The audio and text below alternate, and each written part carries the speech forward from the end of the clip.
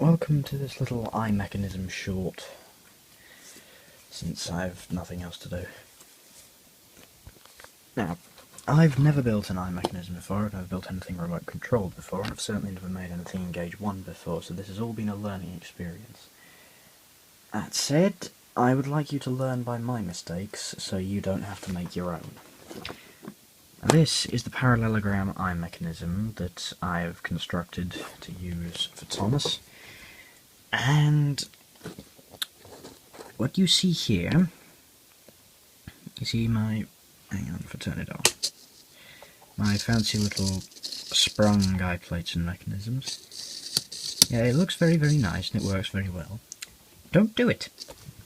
What you see here is stupid. Very, very stupid.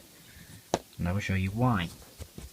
Notice, when I move the eyes up and down, the eyeball itself physically moves up and down. It doesn't stay centered. You see that? That is bad. Because that means that you cannot press it against an eye plate. Because it wants to make the eye plate move with it.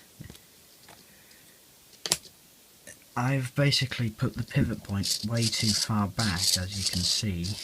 I should have noticed that with the eye plates themselves, but it'll be fine.